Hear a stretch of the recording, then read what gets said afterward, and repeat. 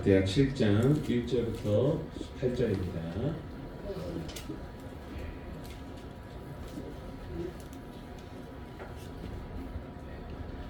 구약 성경 664페이지 전후에 있습니다. 구약 성경 664페이지 역대하 7장 1절부터 18절까지 다 차신 줄 알고 한 절씩 교독하겠습니다. 제가 먼저 읽겠습니다. 솔로몬이 기도를 마침에 불이 하늘에서부터 내려와서 그 번제물과 제물들을 사르고 여호와의 영광이 그 성전에 가득하니 여호와의 영광이 여호와의 전에 가득함으로 제사장들이 여호와의 전으로 능히 들어가지 못하였고 이스라엘 모든 자손은 불이 내리는 것과 여호와의 영광이 성전 위에 있는 것을 보고 돌을 깐 땅에 엎드려 경배하며 여호와께 감사하여 이르되 선하시도다 그의 인자하심이 영원하도다 하니라. 이에 왕과 모든 백성이 여호와 앞에 제사를 드리니 솔로몬 왕이 드린 제물이 소가 22,000마리요 양이 12만마리라. 이와 같이 왕과 모든 백성이 하나님의 전에 낙성식을 행하니라. 그때 제사장들은 직분대로 모셔서고 레위사람도 여호와의 악기를 가지고 섰으니 이 악기는 전에 다윗 왕이 레위 사람들에게 여호와께 감사하려고 만들어서 여호와의 인자하심이 영원함을 찬송하게 하던 것이다. 제사장들은 우리 앞에서 나팔을 불고 온 이스라엘은 서 있더라. 솔로몬이 또 여호와의 전 악들 가운데를 거룩하게 하고 거기서 번제물과 화목제의 기름을 드렸으니 이는 솔로몬이 지은 놋제단이 능히 그 번제물과 소제물과 기름을 용납할 수 없습니다. 그때 솔로몬이 7일 동안 절기를 지켰는데 하나더기에서부터 애굽 강까지 온 이스라엘의 신이 큰 외증이 모여 그와 함께 하였더니 여덟째 날에 우리가 한 성회를 여니라. 제단의 낙성식을 7일 동안 행한 후 이 절기를 7일 동안 지키니라. 일곱째 날 왕이 백성을 그들의 장막으로 돌려보내매 백성이 여호와께서 다윗과 솔로몬과 그의 백성 이스라엘에게 베푸신 은혜로 말미암아 기뻐하며 마음에 즐거워하였더라. 솔로몬이 여호와의 전과 왕궁 건축을 마치고 솔로몬의 심중에 여호와의 전과 자기의 궁궐에 그가 이루고자 한 것을 다 형통하게 이루니라. 만에 여호와께서 솔로몬에게 나타나사 그에게 이르시되 내가 이미 내 기도를 듣고 이곳을 택하여 내게 제사하는 성전을 삼았으니 혹 내가 하늘을 닫고 비를 내리지 아니하거나 혹 메뚜기들에게 토성을 먹게 하거나 혹 전염병이 내 백성 가운데 유행하게 할 때에 내 이름으로 일컫는 내 백성이 그들의 악한 길에서 떠나 스스로 낮추고 기도하여 내 얼굴을 찾으며 내가 하늘에서 듣고 그들의 죄를 사하고 그들의 땅을 고칠지라. 이제 이곳에 사는 기도에 내가 눈을 들고 귀를 기울이리니 이는 내가 이미 이 성전을 택하고 거룩하게 하여 내 이름을 여기에 영원히 있게 하였으니라. 내 눈과 내 마음이 항상 여기에 있으리라. 내가 만일 내 앞에서 행하기를 내 아버지 다윗이 행한 것과 같이 하여 내가 내게 명령한 모든 것을 행하여 내 율례와 법규를 지키며 내가 내 나라 왕위를 견고하게 하되 전에 내가 내 아버지 다윗과 언약하기를 이스라엘을 다스릴 자가 내게서 끊어지지 아니하리라 한 대로 하리라. 아멘. 기도하겠습니다. 살아계신 하나님, 오늘도 하나님의 말씀 앞에 마음의 무릎을 꿇고 나온 주의 백성들, 하나님 이 자리를 주목하여 주시고 이 자리 가운데 임재하여 주셔서 말씀이 선포되어질 때에 이 말씀이 깨달아지게 하시고 이 말씀이 우리의 심령 가운데 심겨질 만한 마음의 밭으로 기경하여 주셔서 오늘 이 말씀의 은혜와 능력을 경험하는 시간 될 수 있도록 역사하여 주시옵소서. 단 한 심령도 그냥 두지 마시고 말씀을 통한 자유함과 기쁨과 안식과 은혜를 경험하는 시간 될 수 있도록 역사하여 주옵소서. 그렇게 역사하실 주님을 찬양하오며 예수님 이름으로 기도합니다. 아멘. 우리 옆에 계신 분들과 반갑게 인사하겠습니다. 사랑하고 축복합니다. 네, 여기서 만나 뵙게 되니 반갑습니다. 네, 오늘 하나님이 찾으신 성전이라는 제목으로 함께 말씀 나누겠습니다. 성도 여러분, 혹시 로또 청약이라는 말을 들어보셨나요? 들어보셨을 거예요. 서울의 아파트 가격이 천정부지로 오르면서 새로 짓는 아파트 청약에 당첨되기만 하면 기본적으로 시세 차익이 20억에서 30억 정도 생긴다고 합니다. 그야말로 로또 복권에 당첨된 것 같은 금액이죠. 그래서 생긴 신조어가 로또 청약입니다. 그러다 보니 어느 지역이 시세 차익이 가장 큰 정보를 제공하고 청약에 당첨된 사람들을 막 찾아다니면서 분양권을 사려는 업자들이 생겨나기 시작했죠. 심지어 부정 청약도 많아졌습니다. 최근 기사를 보니까 이런 제목이 있더라고요. 당첨되면 20억, 걸려봤자 300만 원. 벌금이 300만 원밖에 안 되니까 당첨만 된다면 불법이라도 감수하겠다라는 겁니다. 왜 그렇습니까? 청약에만 당첨되면 인생이 보장된다라고 믿기 때문입니다. 인생 역전의 보증수표로 여기고 있다는 거죠. 그런데 성도 여러분, 집이라는 것은 본래 사람이 사람답게 살기 위한 살기 위해 필요한 공간이 집입니다. 그렇죠? 살아가는 목적이 아니라 살아가기 위한 수단이 집이에요. 그런데 그 집이 단순히 투자 수단으로 여겨진다면 어쩌면 사람다움을 잃어가고 있는 것은 아닐까라고 생각이 되어집니다. 저는 이것을 보면서 우리의 신앙도 마찬가지일 수 있겠다라는 생각을 하게 됩니다. 하나님을 섬기는 것이 진짜 하나님을 어떤 만나는 목적이 아니라 단순히 내 인생이 잘 되기 위한 수단이 되어버릴 수 있다라는 거예요. 내 유익을 위한 수단으로 교회에 나오고 내 유익을 위한 어떤 수단으로 하나님을 섬긴다라는 것이죠. 그래서 어떤 분들은 교회를 복받는 곳으로만 생각을 합니다. 그렇죠? 더 많은 것을 얻기 위해 내 위기를 해결하기 위해 온다는 거죠. 마치 성전을 자동으로 복이 내려오는 장치처럼 여기는 분들이 계시다라는 거죠. 하지만 오늘 본문은 우리에게 분명하게 말씀하고 있습니다. 성전은 단순히 복을 얻는 보장된 공간이 아니다라는 것이죠. 오늘 우리가 본문을 통해서 이 하나님이 차려주신 성전은 어떠한 곳이고 또한 이 예배자리, 이 성전이 어떤 곳인지 오늘 말씀을 통해서 확인해 보면서 우리의 신앙을 점검해 보는 시간 될 수 있기를 바랍니다. 오늘 본문은요, 역대하 5장에서 시작된 성전 낙성식이 끝나고 드디어 하나님께서 이 성전에 임재하시는 장면으로 시작되고 있습니다. 우리 본문 1절부터 3절까지 말씀을 보면서 내용을 한번 확인해 볼게요. 1절부터 3절입니다. 시작.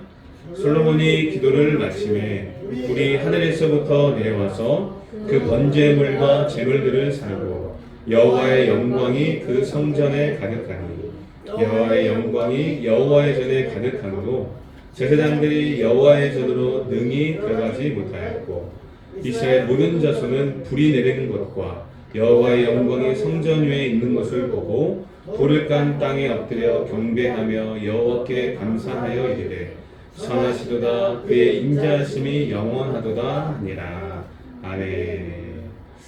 자, 오늘 본 말씀 1절 한번 띄워주시면 1절에 보니까 이 솔로몬이 낙성식을 마치고 기도를 마치자 하늘에서 불이 내려 재물을 사르고 하나님의 영광이 성전에 가득했다라고 기록되어 있습니다. 이러한 현상을 무엇을 의미할까요? 이것은 바로 성전은 하나님의 임재가 머무는 자리라는 것입니다. 자, 성전은 어떤 곳이라고요? 하나님의 임재가 머무는 자리다라는 거예요. 하나님의 임재가 무슨 말입니까? 하나님이 이곳에 오셨다라는 말입니다. 여기 1절에 여호와의 영광이 그 성전에 가득했다라 기록되어 있죠. 자, 여기에 기록된 영광이라는 단어의 히브리어는요, 카보드가 사용되었는데 무게, 장엄한, 실제적인 현존을 의미합니다. 다시 말해 실제로 보이는 현상이에요. 그 현상이 무엇입니까? 오늘 본문에서는 불로서 나타나고 있죠. 하늘에서 불이 내려 재물을 살렸다고 말씀하고 있죠. 출애굽기 40장에서는요 성막이 완성되었을 때 무엇이 회막에 덮였다고 나옵니까? 구름이 그 회막에 덮였다라고 이야기하면서 여호와의 영광이 충만했다라고 기록하고 있습니다. 이처럼 하나님의 영광은요 어떤 추상적인 개념이 아니라 실제적인 현상으로 나타난다라는 거예요. 그래서 하나님의 임재는 단순히 느낌이 아니라 실제적이고 압도적인 현실이라는 것을 깨달아야 합니다. 실제로 오늘 본문을 보니까 여호와의 전에 하나님의 영광이 가득하니까 제사장들이 능히 들어가지 못했다라고 기록되어 있습니다. 실제적인 경외감, 실제적인 두려움 때문에 도저히 성전에 들어가지 못했다라는 거예요. 방금 전에도 제가 언급드렸듯이 출애굽기 40장에서도 성막이 완성되었을 때 하나님의 영광이 그곳에 충만해서 그 모세조차도 들어갈 수 없었다라고 얘기해요. 또한 이사야 6장에 보면은요, 이사야 선지가 성전에서 임재하신 하나님의 보좌를 보았을 때 화로다 나여 망하게 되었도다 라고 외쳤습니다. 무슨 말입니까? 하나님의 영광이 단순한 느낌이 아니라 실제였기 때문에 경외감과 두려움을 느껴서 이렇게 고백하고 있는 거예요. 웨스트민스터 신앙고백서 21장 1장을 보면은요, 예배는 하나님이 스스로 계시하신 방법대로 드려져야 하며 하나님께서 영광을 받으시는 곳은 그곳이 임재하신 곳이다 라고 가르치고 있습니다.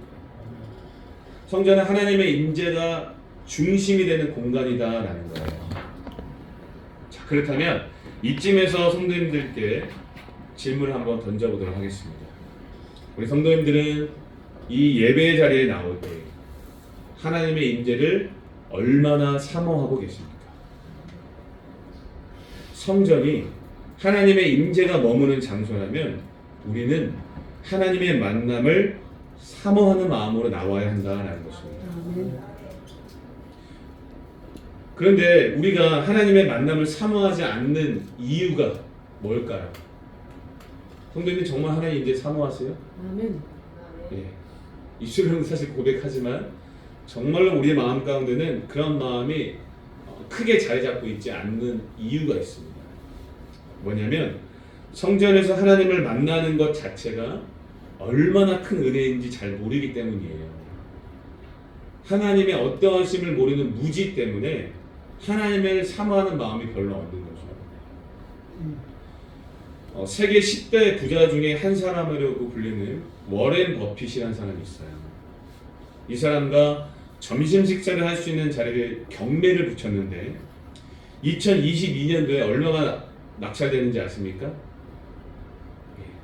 무려 1,900만 달러에 낙찰되었습니다. 지금의 환율로 따지면 우리나라 돈으로 267억 9천만 원입니다. 점심 식사, 그 사람 한번 만나기 위해서 267억 9천만 원을 경매로 얻은 거예요.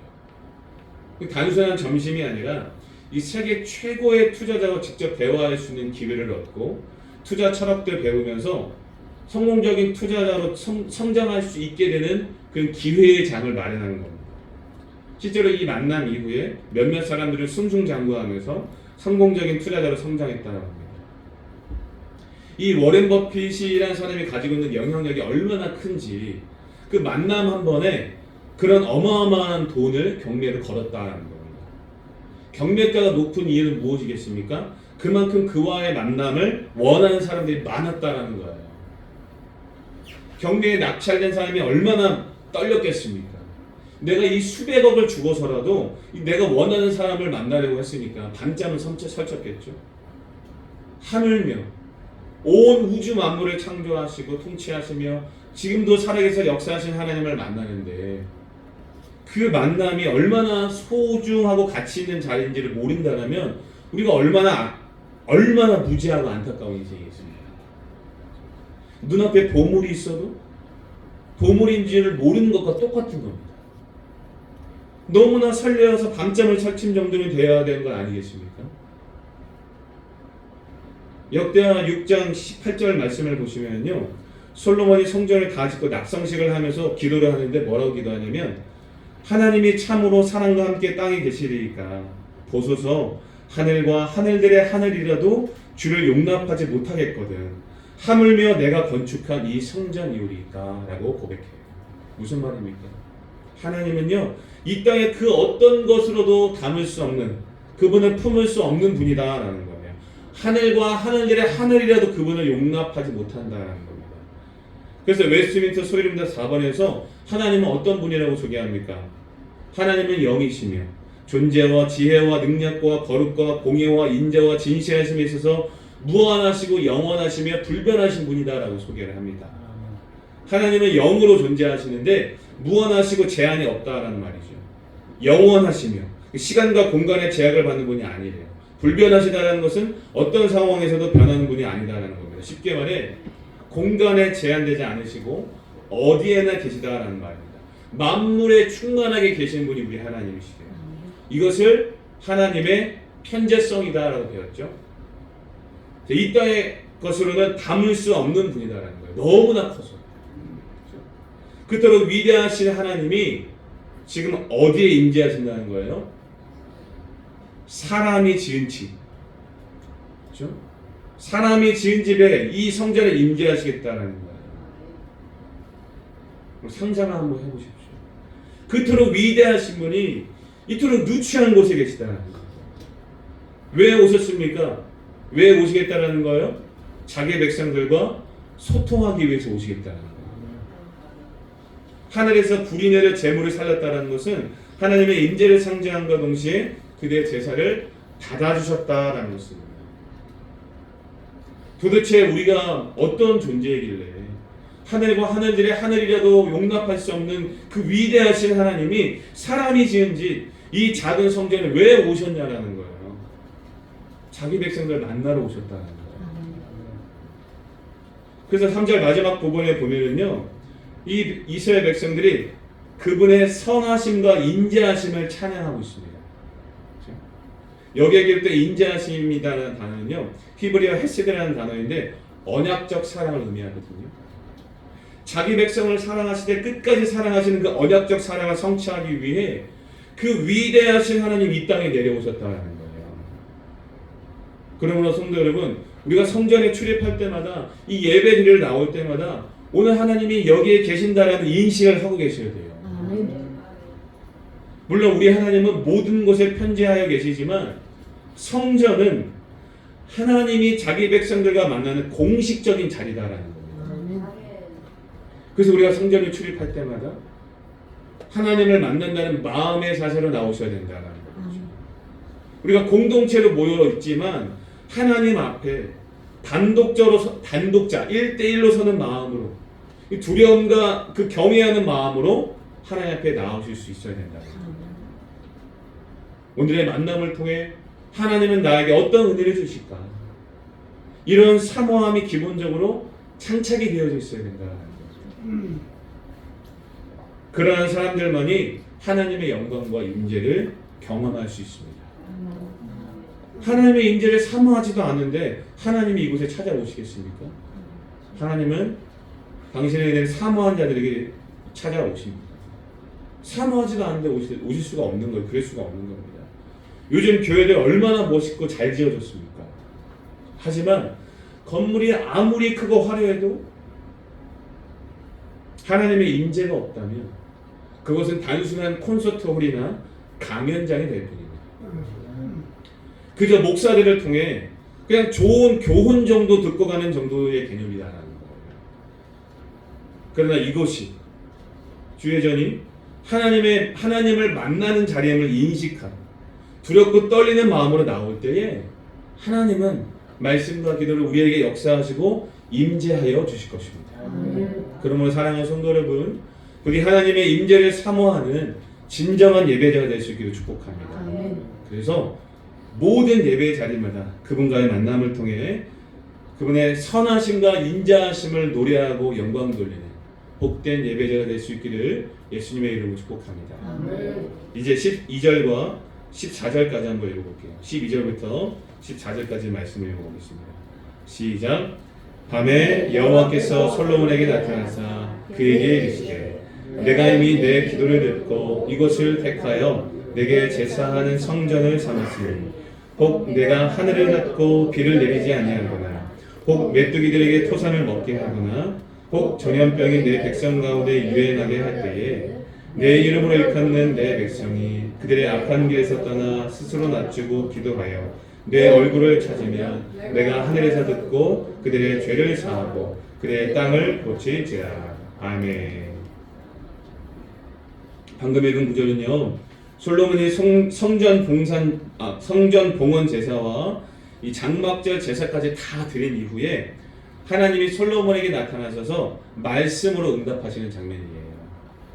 우리가 앞서 확인했듯이 성전은 하나님을 만나는 영광스러운 자리입니다. 그런데 일반적으로 만남이 이루어지면 뭐 하죠? 일반적인 만남이 이루어지면 서로 대화를 하죠.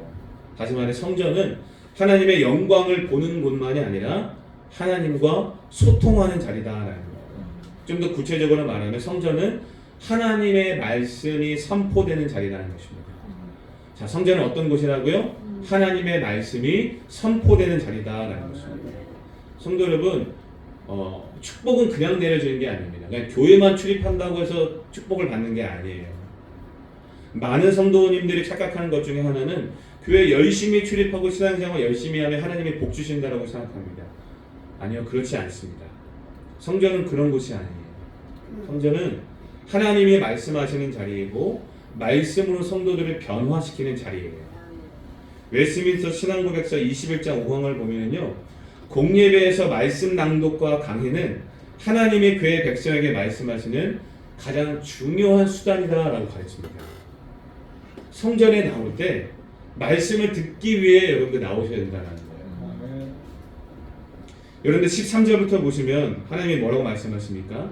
혹 내가 하늘을 닫고 비를 내리지 아니하거나 혹 메뚜기들에게 토산을 먹게 하거나 혹 전염병이 내 백성 가운데 유행하게 할 때에 라고 말씀하시는데, 이 상황은 어떤 상황이에요?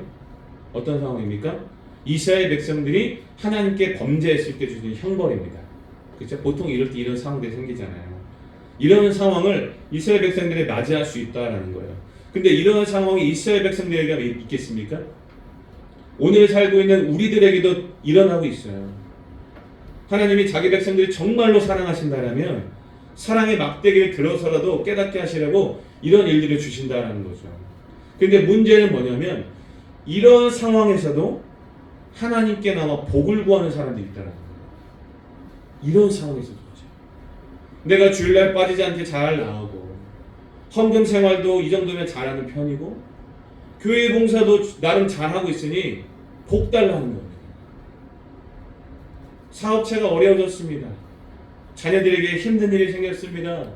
건강이 회복되어야 되겠습니다. 하나님 좀 들어주셔야 되겠습니다. 너무나 일방적으로 자기 할 말만 하면서 복을 구하는 거죠. 성도 여러분, 이러한 신앙은요, 이방 종교와 다를 바가 없는 것입니다. 공양을 두둑하게 드렸고 1000번의 절을 하면서 정성을 보였으니 이제 내가 원하는 거 주십시오 라고 말한 것과 무엇이 다르겠습니까? 점집에 가서 복채를 두둑히 주고 무당들이 살풀이를 하면서 정성을 보였으니 내가 원하는 것 달라는 것과 무엇이 다르냐는 거예요. 우리가 섬기는 하나님은 그런 분이 아니시다는 거예요. 너무나 인격적이고 인자와 사랑이 넘치는 분이세요. 성도 여러분, 하나님이 천지를 창조하시고 마지막 날에 안식하신 이유가 무엇 때문이다라고 배웠죠? 인간과 교제하기 위해서다라고 배웠잖아요. 안식의 자리에 우리 인간을 초청하시기 위해서 안식일을 만드신 거예요.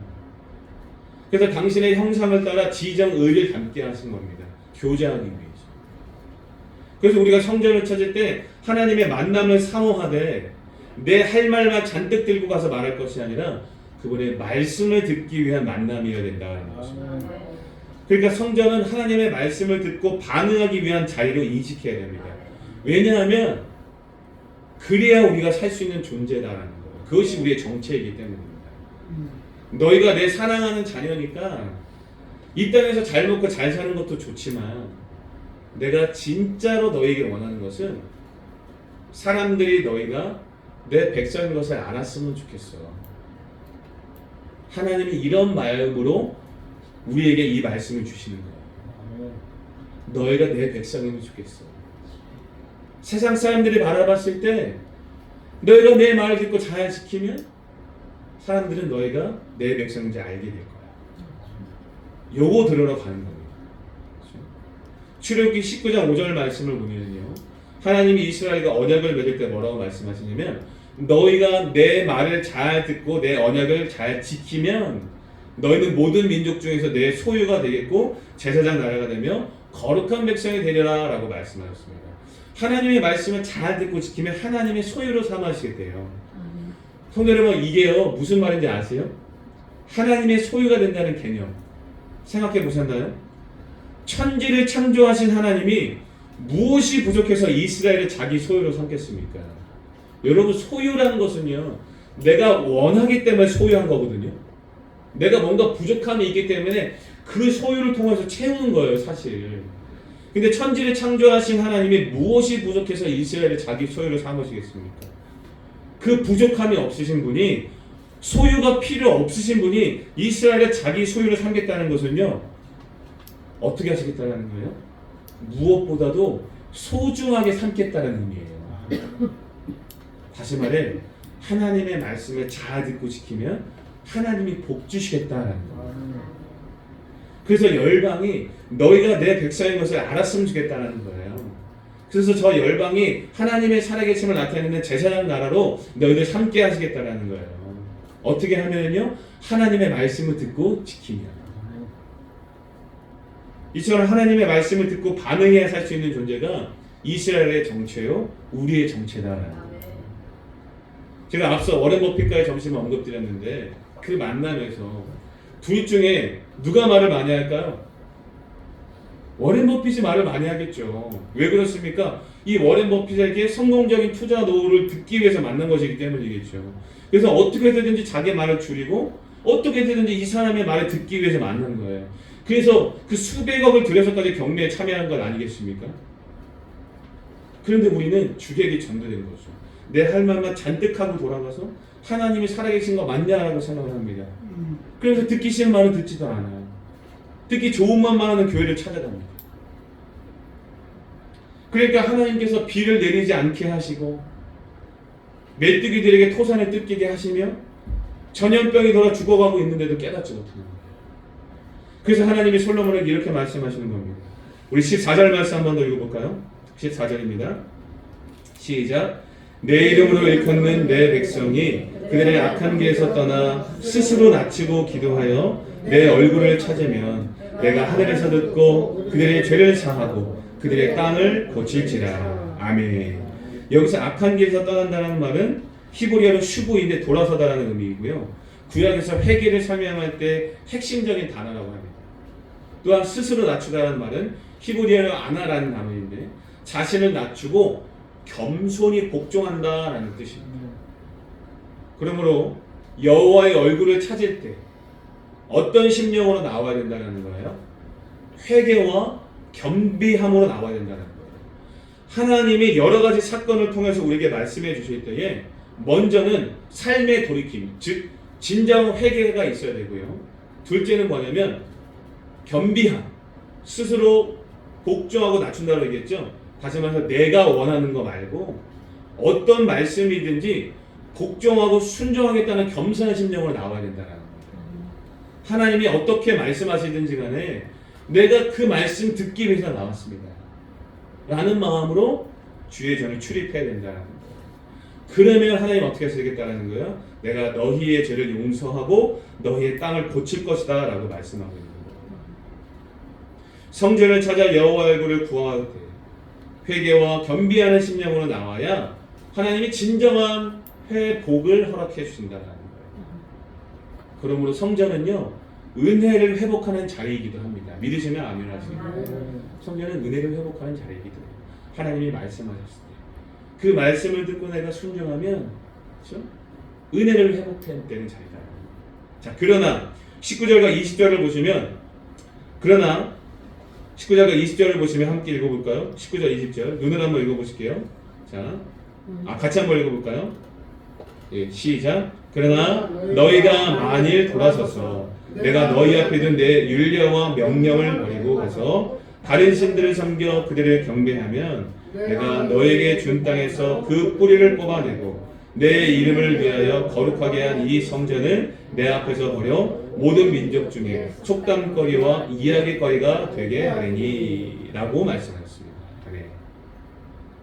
여러분, 에스겔 10장에서 하나님의 영광이 성전을 떠나 예루살렘을 떠난 이유가 뭘까요? 이스라엘 백성들에게서 회개와 겸비함이 사라졌기 때문입니다. 그렇죠? 삶을 돌이키는 회개가 없고요. 어떤 말씀이 내가 듣겠습니다 라고 스스로 낮아져서 하나님 앞에 나오는 그런 마음으로 예배하지가 않는 거예요. 회개와 겸비함이 사라진 거예요. 결국 주전 586년도에 바벨론에 의해 성전이 무너지고 백성들은 포로로 끌려갑니다. 오늘날도 교회가 세습화되고 사람의 영광만 드러나게 되면 결국 하나님의 영광이 떠나고 그 교회는 힘을 잃고 쇠퇴하게 될 것입니다. 이 유럽의 아름다운 교회들이 오늘날 관광지가 된 것은 단순한 문화의 변화 때문이 아니라 그곳에서 회개와 순종이 사라졌기 때문입니다. 그러므로 우리는 교회의 외형보다 하나님의 임재가 있는지를 먼저 물어보아야 합니다.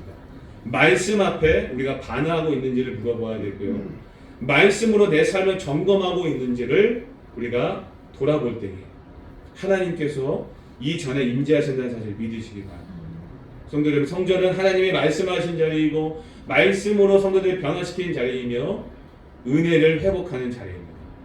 그러므로 우리는 성전에 나와 여호와의 얼굴을 찾을 때 회개와 겸비함으로 나오셔야 됩니다. 한 주간을 돌아보면서 악한 길에서 떠나 회개하는 심령으로 나와야 되고요. 스스로 낮추어, 즉 내가 원하는 거 말고 어떤 말씀이신지 듣겠습니다, 복종하겠습니다 라는 마음으로 나오셔야 돼요. 그러면 하나님이 죄로 인해 잃어버렸던 모든 축복을 회복시켜 주신다라고 약속해 주셨습니다. 하나님의 축복은 저절로 주어지지 않습니다. 사랑하는 성도 여러분, 부디 이 약속의 말씀을 믿고 여호와의 얼굴을 구하실 때에 회개와 겸비한 마음으로 하나님 앞에 어떤 말씀이든지 내가 듣겠습니다 라는 마음으로 나오실 때에 죄로 인해 잃어버린 축복들을 회복하고 누리는 복된 인생들이 될 수 있기를 예수님의 이름으로 축복합니다. 마지막으로 15절과 16절 말씀 한번 읽어보겠습니다. 15절과 16절입니다. 시작. 이제 이곳에서 하는 기도에 내가 눈을 들고 귀를 기울이니 이 성전을 택하고 거룩하게 하여 내 이름을 여기에 영원히 있게 하였습니다. 내 눈과 내 마음이 항상 여기에 있으리라. 아멘. 하나님께서는 이곳에서, 즉 성전에서 하는 기도에 눈을 들고 귀를 기울이시겠다라고 말씀하셨습니다. 성도 여러분, 성전은 하나님께서 기도를 들으시는 곳, 즉 하나님께 기도하는 자리입니다. 자, 성전은 어떤 자리라고요? 하나님께 기도하는 자리다라는 거예요. 여기 15절에서 하나님은 이곳에서 기도에 귀를 기울이니 라고 말씀하시는데 히브리어 아잔이라는 단어가 사용되었습니다. 이것은요, 귀를 기울이다, 주의 깊게 듣다, 경청하다라는 의미입니다. 왜 주의 깊게 들으실까요? 뭐요? 응답하기 위해서 들으시는 거예요. 그렇죠? 다시 말해 적극적으로 우리의 기도에 응답할 준비가 되어 계시다라는 겁니다. 자, 근데 한번 성도분들 생각해 보십시오. 우리가 기도하면 하나님이 응답해 주신다. 이 말만 들어보면 마치 하나님이 내 뜻에 맞춰주신 것처럼 느껴지죠. 안 그래요? 기도하면 하나님이 응답해 주신다? 어떤 분들은 이 말을, 이 문장을 마치 하나님이 내 뜻에 맞춰주신 것처럼 여러분 생각하시는 분들도 계십니다. 근데 사실 여기서 말하는 기도 응답은요 14절과 연결되어 있다고 생각하셔야 됩니다. 14절은 어떤 기도입니까? 회개의 기도이고요, 겸비함과 관련된 기도입니다. 그러면 용서로서 응답해 주겠다라는 말씀이에요. 성도 여러분, 하나님이 우리의 기도에 용서로서 응답해 주시는 것, 이것이 갖는 의미가 크다라는 사실을 깨달아야 됩니다. 왜냐하면 이것은 언약과 연관되어 있기 때문이에요. 하나님께서 이스라엘의 기도에 응답하시겠다고 한 이유가 16절에 기록되어 있죠. 16절 보시면 그 이유가 무엇입니까? 내가 이 성전을 택하였다라고 말씀하죠. 이게요, 이 성전을 택하시고 작정하셨다는 겁니다. 내 이름을 여기에 영원히 있게 하고 내 눈과 마음이 항상 여기에 있으리라. 무슨 말이에요? 내가 이곳에서 백성들을 만나겠다라는 겁니다. 제가 아까 설교 서두에도 말씀드렸듯이 하나님은 모든 곳에 편지하여 계시지만 자기 백성들과 공식적으로 만나는 자리가 예배 자리라고 얘기했잖아요. 성전이라고 얘기했잖아요. 그렇죠? 이곳에서 만나겠다라고 말씀하셨다는 거예요. 그래서 응답하시겠다는 거예요. 이곳에서. 근데 만나서 뭐 하죠? 관계를 이어가는 거예요. 만남이 결국 관계의 수단이잖아요. 그 관계의 수단이 무엇이다라는 거예요? 기도다라는 거예요. 그리고 그 기도는 앞서 14절과 연관된 회개의 기도이며 겸비함과 연관된 기도다라는 거예요. 그런데 이게요 조금 어렵지만 좀 집중해서 들어주셨으면 좋겠습니다. 출애굽기 19장에서 하나님이 이스라엘과 언약을 맺을 때 조건이 무엇이었죠? 순종이었습니다. 너희가 내 말을 잘 듣고 지키며, 그렇죠? 순종이 조건이 되었었어요. 근데 이스라엘이 불순종으로 반응하자 출애굽 1세대들이 광야에서 죽고 살아남은 2세대들이 모압에서 언약을 다시 하나님과 다시 갱신하는데, 그때는요 뭐가 추가되냐면 순종하면 축복이요 불순종하면 저주를 받는다는 내용이 추가가 됩니다. 그러면서 여섯 집밭 둘로 나뉘어서 에발산에서는 불순종하면 저주를 선포하고 그리심산에서는 순종하면 복을 선포하면서 아멘 하도록 하게 해요. 저주를 선포해도 아멘 하겠다는 거예요. 불순종해야 됩니다. 이것이 신명기 27장과 28장에 분명하게 기록되어 있습니다. 그래서 이 갱신된 언약대로라면 이스라엘이 불순종했을 때 뭐 받아야 돼요? 저주를 받아야 돼요. 하지만 오늘 본문에서 하나님이 뭐라고 말씀하십니까? 뭐라고 말씀하세요? 성전에 나와 회개하고 겸비함으로 기도하면 용서해 주시겠다라는 거예요. 연결되시나요? 그렇죠? 그래서 성전에서 드리는 회개의 기도, 겸비함을 위한 기도는요 언약과 관련되어 있는 거예요. 하나님께서 계속해서 자기 백성들과의 관계를 이어가기 위해서 통로를 마련해 주셨는데 그것이 바로 기도다라는 겁니다. 그래서 개혁주의에서 말하는 기도는요 은혜의 방편이며 하나님과의 언약적 교제를 누리는 수단이다라고 가르치고 있어요. 회개하면 용서해 주시는 은혜의 방편이요 관계를 계속해서 이어갈 수 있는 언약적 교제로서 기도를 말씀하셨다라는 겁니다. 그렇게 하나님과의 관계가 건강하게 유지만 된다면 이스라엘은 하나님의 소유로서, 앞서 제가 소유에 대해서 설명드린 대로 그들을 하나님이 존귀하게 세우시고 열방 가운데 우뚝 세워주신다는 거예요. 그러니까 굳이 잘 먹고 잘 살기 위한 기도를 하지 않아도 되는 겁니다. 이해가 되시죠? 중요한 건 뭐예요? 하나님과의 언약적 관계가 더 중요하다는 거예요. 그러면 하나님이 알아서 우리의 삶을 책임져 주신대요. 왜냐하면 우리가 하나님의 소유가 되었기 때문입니다. 자, 그런데 좀 의아한 게 뭐냐면 여기 16절 보니까 16절 한번 다시 한번 보시면 내 이름을 여기에 영원히 있게 하시겠다라고 말씀하셨습니다. 하지만 솔로몬이 지은 성전은 주전 586년도에 바벨론에 의해 무너집니다.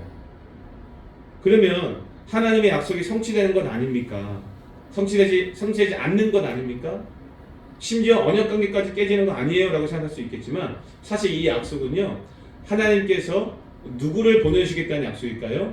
예수님을 보내주시겠다는 약속입니다. 사람이 지은 성전은 완전하지 않기 때문에 하나님께서 영원히 무너지지 않는 새롭고 완전한 성전을 세우실 것인데 그것을 예수님을 보내주심으로써 성취하시겠다라는 말씀이에요. 또한 예수님을 영접한 자들을 새 언약 백성을 삼으셔서 영원히 깨지지 않는 언약 관계를 맺으시겠다라고 약속하시는 거예요. 그래서 내 이름을 이 성전에 영원히 거하게 하겠다라고 말씀하세요. 왜냐하면 예수님이 세우신 성전은 영원히 깨지지 않기 때문입니다.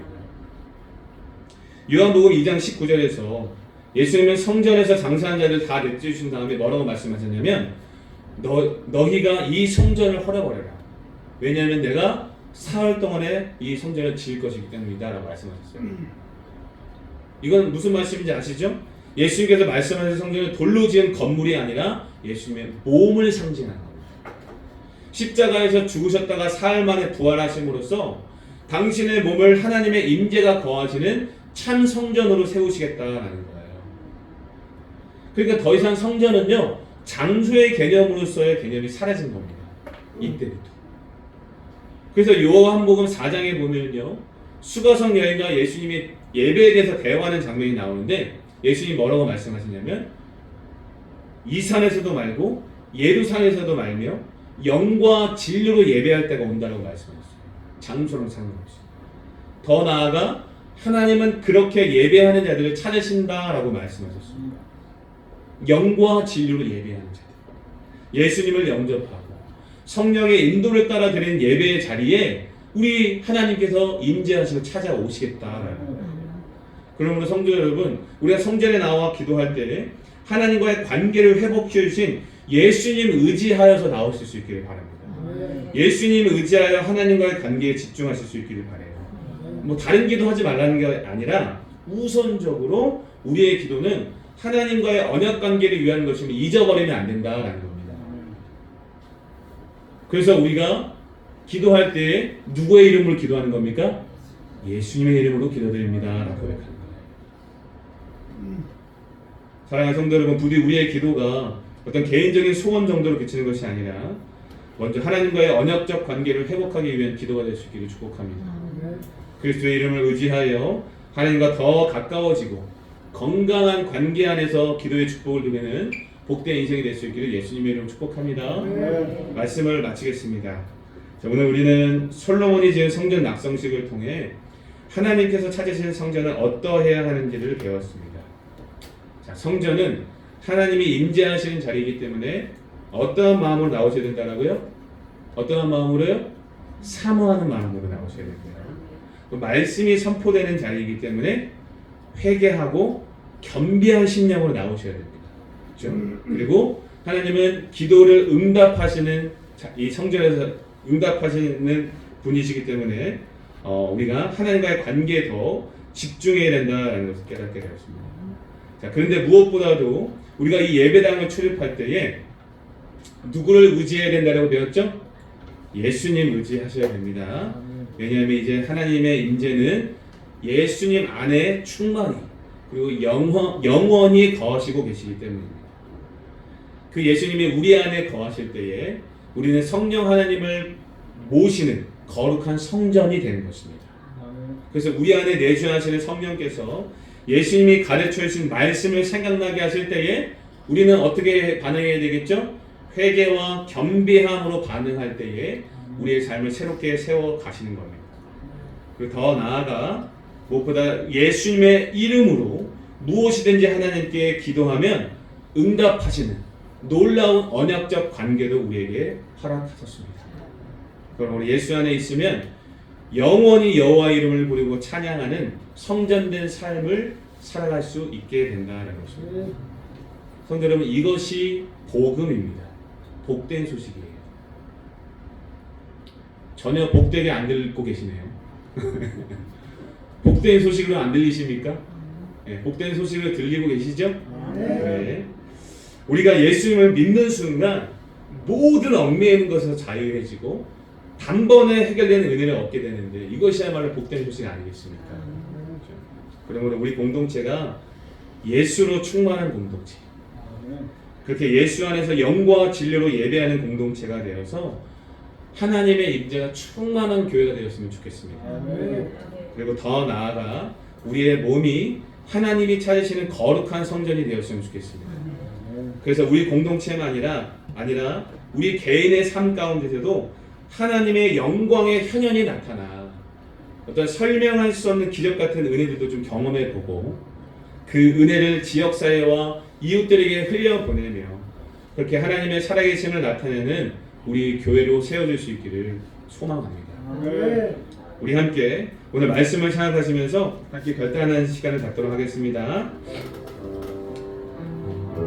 오늘 우리가 드린 예배의 자리는요, 하나님이 임재하신 자리입니다. 우리는 얼마나 하나님의 은혜를 사모하고 나왔는지 우리 신앙을 점검해 볼 수 있기를 바라고, 또 말씀이 선포된 자리이기 때문에 우리는 얼마나 회개하는 심령으로 겸비한 심령으로 나오고 있는지 우리의 신앙을 점검해 보시기 바랍니다. 더 나아가 우리는 얼마나 예수님의 그 은혜를 사모하고 있는지, 얼마나 예수 안에서 언약적 관계에 집중하고 있는지를 생각해 보면서 오늘 함께 결단해 보았으면 좋겠습니다. 하나님, 오늘 우리 공동체가 하나님의 은혜의 현현으로 가득한 공동체 되게 하여 주시옵소서. 사모하는 자들 되게 하시고 말씀을 사모하는 자들 되게 하시고 언약적 관계에 더 집중하는 우리가 되게 하여 주옵소서. 오늘 이 시간 말씀을 사용하십니다. 주여 한번 외치고 함께 결단하며 나가겠습니다. 주여.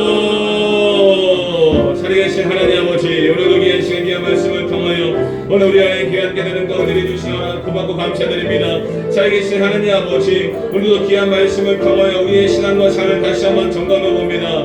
하나님 아버지, 주님께서 거하시는 성전은 아버지 하나님의 놀라운 영광의 현현이 있는 자리입니다. 아버지, 실제로 나타나는 영광의 현현이 있습니다. 아버지, 정말로 우리 공동체가 그 하나님의 그 영광의 현현이 있는 귀한 공동체로 아버지 세워져 갈 수 있기를 소망합니다. 아버지, 그렇게 되기 위해서 우리가 하나님의 임재를 사모하는 자들이 되기를 원합니다. 아버지, 하나님의 그 영광의 현현을 사모하는 자들이 되기를 원합니다. 그 하나님의 만남을 사모하는 자들이 되기를 원합니다. 하나님 여호와의 은혜를 사모하며 믿음으로 나아갈 때에 아버지 하나님의 임재를 경험하는 우리가 되게 하여 주시옵소서. 하나님, 무엇보다 아버지 하나님과의 그 만남 가운데 내가 할 말만 잔뜩 찾아 갖고 간 것이 아니라 하나님의 말씀을 듣고 하나님의 말씀을 듣고 회개하며 어떠한 말씀이든지 내가 복종하겠습니다. 회개하는 심령, 아버지의 겸비한 심령으로 실패 나아가기 원합니다. 아버지, 그래 더 나아가 아버지 하나님 우리가 하나님과의 언약적 관계에 집중하며 주의 옆에 나아가기 원합니다. 영원히 죄로 인하여 죽었던 미이혼데 예수 그리스도로 말미암아 우리를 아버지 하나님의 자녀로 삼아주시고 새 언약 백성으로 삼아주신 은혜를 감사하며 아버지 날마다 아버지 하나님의 언약 백성임을 기억하며 아버지 그리스도 안에서 그 은혜를 누릴 수 있는 우리가 되게 하여 주시옵소서. 오늘 우리의 기도가 어떤 개인적이고 사사로운 기도보다 아버지 하나님과의 언약적 관계를 더 단단하게 하는 아버지 주님을 더 사랑하는 그 예수님을 보내주신 하나님의 더욱더 믿음으로 섬기기로 결단하는 기도가 되게 하셔서 하나님의 영광의 현현을 경험하는 우리 공동체와 우리가 될 수 있도록 인도하여 주시옵소서. 그렇게 역사하신 주님을 찬양합니다. 거룩하신 하나님 아버지, 오늘 말씀을 통해 오늘 우리가 드리는 이 예배 자리, 이 성전이 단순한 건물이 아니라 하나님의 임재와 하나님의 말씀이 선포되고 하나님의 기도가 응답되는 자리임을 깨닫게 하심에 고맙고 감사드립니다. 오늘 우리의 마음이 습관적으로 형식적으로 교회를 드나들었던 것은 아니었는지 점검해 봅니다. 우리의 불신앙을 용서하여 주시옵소서. 날마다 하나님의 임재를 갈망하는 우리가 되게 하여 주시고 하나님의 말씀이 선포될 때에 어떤 말씀이든지 우리가 듣겠습니다라는 회개하는 심령과 겸비한 심령으로 나아가게 하여 주시옵소서. 또한 기도할 때에 무엇보다 우리 어떤 개인적이고 사사로운 기도보다 하나님께서 그리스도를 우리에게 보내주신 그 언약적 관계에 감사하는 기도, 우리가 주님을 더 의지하겠다는 기도를 할 수 있는 그 기도의 성숙을 경험하는 우리가 되게 하여 주시옵소서. 예수 그리스도 안에서 완성된 그 참 성전을 바라보며 오늘 우리 자신이 성령이 거하신 성전으로 거룩하게 세워져가는 우리가 되게 하여 주시옵소서. 오늘부터 오늘 우리의 삶의 예배가 거룩하게 회복되어지게 하시고 그리스도를 의지하여 가정과 일터가 하나님의 임재가 나타나는 귀한 성소가 되어질 수 있도록 우리의 가정과 일터 가운데 우리 공동체 가운데 충만하게 임재하여 주시옵소서. 그렇게 역사하실 주님을 찬양하며 예수님의 이름으로 기도합니다. 아멘.